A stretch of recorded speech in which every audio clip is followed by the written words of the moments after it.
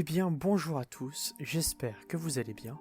Aujourd'hui, je vous retrouve pour un nouvel épisode de Raconte-moi une histoire, mais dans un tout nouveau format.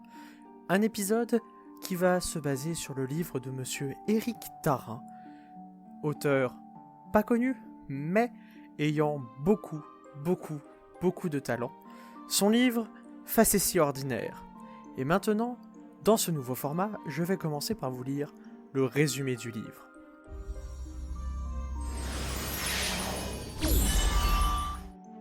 Mylène a seulement 8 ans lorsqu'elle est brutalement projetée dans un univers où la naïveté de l'enfance n'a plus sa place.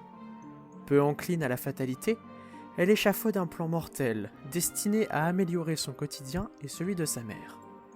Un peu plus tard, accompagnée par ses grands-parents bienveillants et un renard en peluche, confident de ses rêves de vengeance, elle réussit, tout doucement, à s'épanouir et à grandir.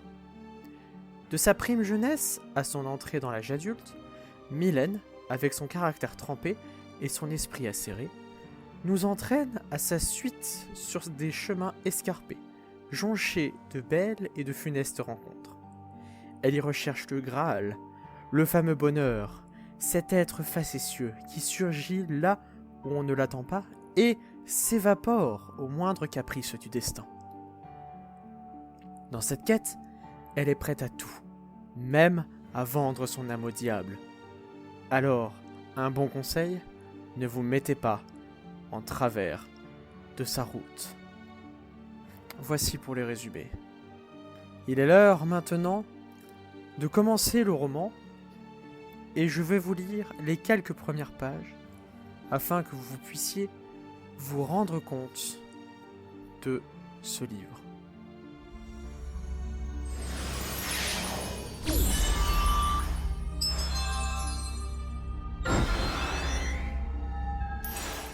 Au premier coup d'œil, elle savait. Elle observait cette brosse à reluire qui tournoyait malicieusement dans les airs et qui viendrait fatalement s'écraser sur son visage poupon. Cette épaisse moustache brune qui râperait son cou, cette odeur âcre de vinaigre rouge, Mylène avait 8 ans. Ce rituel, elle le connaissait par cœur. Le pire était à venir, le pire, c'était après, comme toujours. Ce soir-là, elle gratta une allumette. Les pompiers arrivèrent, sirène hurlante. Le petit pavillon était un énorme brasier. Les flammes qui s'échappaient des fenêtres léchaient scrupuleusement la façade de la maisonnette. Les lances incendies se déployaient méthodiquement et des trombes d'eau ne tardèrent pas à se mêler à la danse. Perchée sur la plus haute branche d'un châtaignier au fond du jardin, Mylène ne perdait pas une miette du spectacle. Elle n'avait jamais vu pareille agitation autour de chez elle. Les soldats du feu ne chômaient pas. Certains donnaient des ordres, d'autres se cramponnaient aux tuyaux en vociférant. Mais nul ne prêta attention à la jeune fille, assise aux premières loges, qui mâchait un chewing-gum à défaut de pop-corn. Puis, l'agitation fit place à la désolation. L'équipe de l'adjudant Burnside fut la première à pénétrer dans la maison fumante. Il fallait progresser lentement pour ne pas prendre aucun risque. À tout moment, la toiture ou l'escalier pouvaient s'effondrer. Arrivé à l'étage, Burnside enfonça la porte d'une chambre funèbre. Les flammes avaient tout dévoré. Il ne restait du mobilier qu'un tas de charbon rougeoyant. Au beau milieu de la pièce, les ressorts dénudés d'un matelas supportant tant bien que mal une masse noire qui pouvait s'apparenter à un corps. Un corps en position fétale, une bouche béante découvrant des dents presque intactes, prête à mordre encore. Des orbites évidées, tournées vers le ciel, un crâne scalpé de tout poil, une épaisse moustache brune miraculeusement épargnée par les flammes.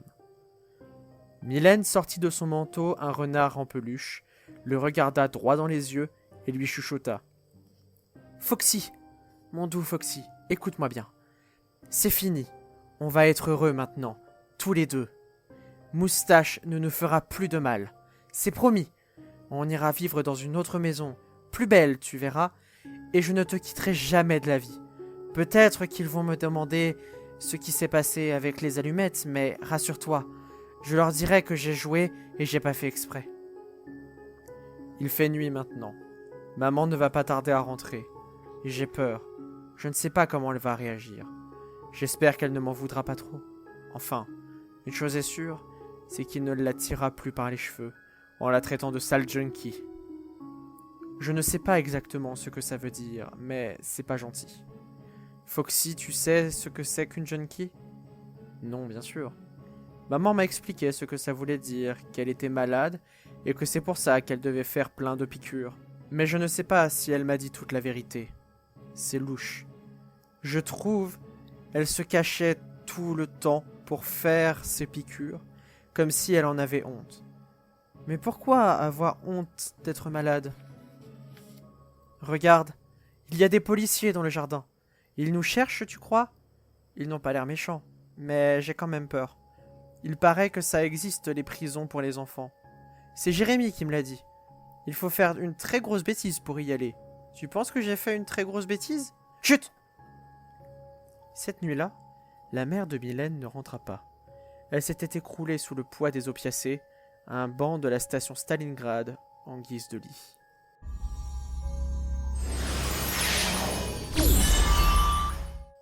Six jours s'étaient écoulés, pendant lesquels Mylène et sa mère avaient navigué entre les hôpitaux et les commissariats et les centres d'accueil.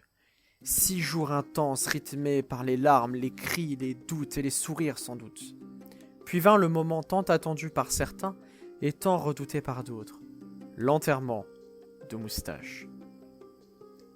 Une procession de manteaux gris et noirs circulait dans les étroites allées du cimetière. Mylène, en tête de cortège, tenait fermement la main de sa mère. Elle regardait le cercueil qui avançait, suspendu dans les airs, un beau soleil d'hiver. De temps en temps, Mylène jetait un coup d'œil par-dessus son épaule pour s'assurer que tout le monde suivait bien, même le fauteuil roulant avec une vieille dame fichée dessus. La jupe en dessous des genoux. On pouvait voir ses chevilles, gorgées d'eau, qui débordaient de ses chaussures trop étroites, prêtes à exploser. La vieille dame ne souriait pas, mais alors pas du tout. Elle fronçait les sourcils, ce n'était pas rassurant. Il semblait même que son regard s'assombrissait encore un peu lorsqu'il croisait le sien, si bien que Mylène évitait de la toiser. Elle avait entendu dire que cette vieille dame était la mère de Moustache. C'était bien la première fois qu'elle la voyait. Un jeune homme d'une extrême maigreur poussait tant bien que mal le fauteuil. Lui non plus n'avait pas l'air très avenant. Avec ses petits yeux noirs rapprochés, son long nez effilé en forme de cédille, sa petite bouche sans lèvres et son petit rictus, il était même effrayant. Mylène se demanda qui il était. Brusquement, la procession s'arrêta. Les croque-morts déposèrent le cercueil sur les trépieds et le prêtre entama son discours solennel. Dans ce lieu où tant d'hommes et de femmes viennent se recueillir sur la tombe d'un être cher, faisons silence pour entrer dans la prière. À ces mots, Mylène en profita pour s'éclipser un instant. Elle se cacha derrière un thuya et entonna à voix basse pour son doudou. Mon doux, mon tendre, mon merveilleux amour. De l'aube claire jusqu'à la fin du jour, je t'aime encore. Tu sais, je t'aime. Une larme coula le long de sa joue et vint atterrir sur les oreilles de Foxy. Puis, une deuxième. Et une troisième. C'est bizarre. Mon petit renard adoré, je ne sais pas pourquoi je pleure. Je devrais sauter de joie, rire aux éclats, mais non, je n'y arrive pas. Maman ne m'a même pas grondé quand elle a appris pour Moustache. Elle m'a serré dans ses bras, et les policiers non plus ne m'ont ni disputé ni enfilé les menottes. Ils m'ont juste demandé gentiment ce qui s'était passé, et je leur ai dit pour les allumettes. Ils m'ont expliqué que c'était un accident, un terrible accident, mais que je ne devais pas trop m'en vouloir. C'est comme ça arrive les accidents, c'est triste. Maman m'a dit qu'on allait devoir attendre pour la nouvelle maison. Elle n'a pas de sous, alors pour le moment, on va aller chez Mamé et Papé. Ils sont gentils, tu le sais bien. T'inquiète pas, mon Foxy. Mylène retourna s'insérer parmi les sombres manteaux. « Seigneur, tu accueilles toute vraie prière et tu écoutes les appels de notre cœur. Avec toute notre affection, nous avons accompagné jusqu'ici Victor, qu'il trouve auprès de toi la paix et la joie, avec ceux que tu appelles à rentrer dans ton royaume, par Jésus le Christ notre Seigneur. Amen. » Les employés des pompes funèbres firent ensuite descendre le cercueil au fond du trou à l'aide de cordes. On entendait les grincements, des cognements et des bruits sourds. Mylène redoutait que jaillisse de la boîte du diable un ressort moustachu qui agiterait des grelots. Mais il n'en fut rien. Silence absolu. Chacun fut invité à jeter un peu de terre sur le cercueil et à se signer. Quand vint son tour, Mylène balança une poignée caillouteuse et dégaina son majeur avec la discrétion requise en pareilles circonstances. Adieu, moustache.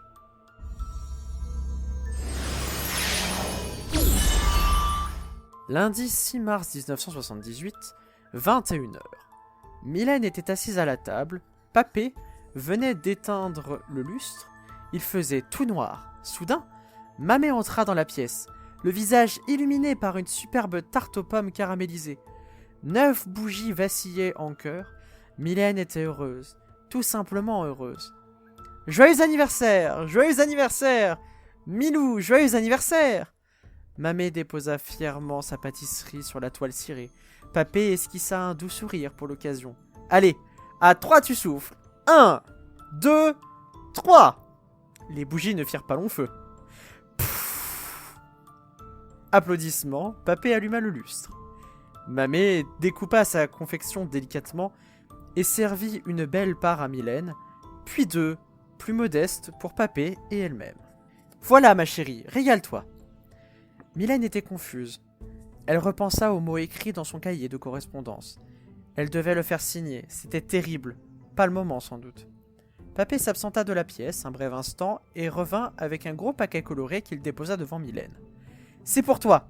Allez, ouvre !» Mylène savait ce qu'il contenait. Elle connaissait la cachette. Elle dut cependant feindre l'étonnement. « Oh, des patins à roulettes. Ils sont trop beaux. Merci beaucoup, Mamé. Merci beaucoup, Papé. Vous êtes trop gentil. » Soudainement, elle fondit en larmes. « Je suis désolée, il faut que je vous dise. J'ai un mot à signer. Vous n'allez pas être très content. Je ne mérite pas votre cadeau, pardon. » Mylène quitta la table, fouilla dans son cartable en cuir, en ressortit un cahier gris qu'elle tendit tête baissée à son grand-père. « Chère madame, cher monsieur, connaissant les difficultés familiales que rencontre votre petite-fille depuis quelque temps, c'est avec la plus grande peine que je vais vous faire part d'un terrible fait qui s'est produit ce matin même dans mon établissement lors de la récréation. Plusieurs enfants ont assisté à la scène et les témoignages coïncident. Ainsi, il m'a été rapporté qu'une bagarre a éclaté au sein du groupe de jeunes filles.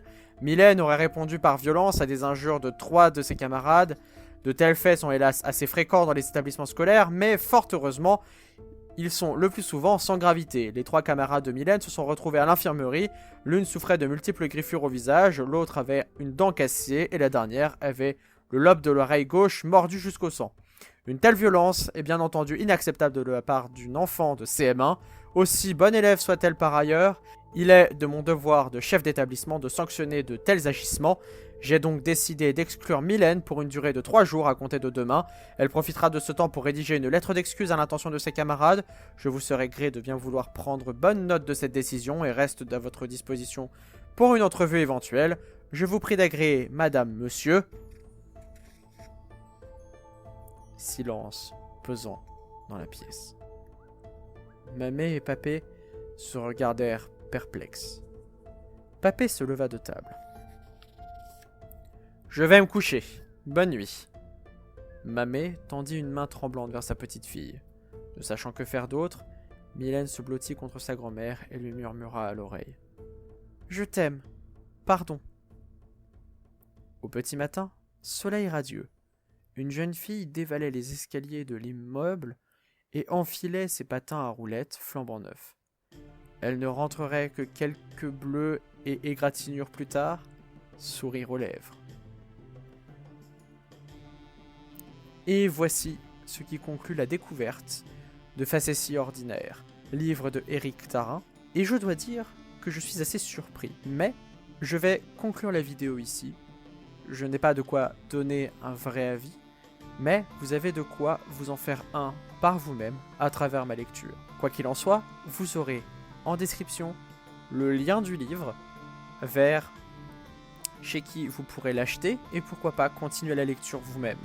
Parce que c'est ça avant tout ce qui me fait vraiment plaisir, c'est vous faire découvrir des histoires, que vous alliez voir le livre et que vous alliez aider l'auteur par vous-même, qu'il soit petit ou grand.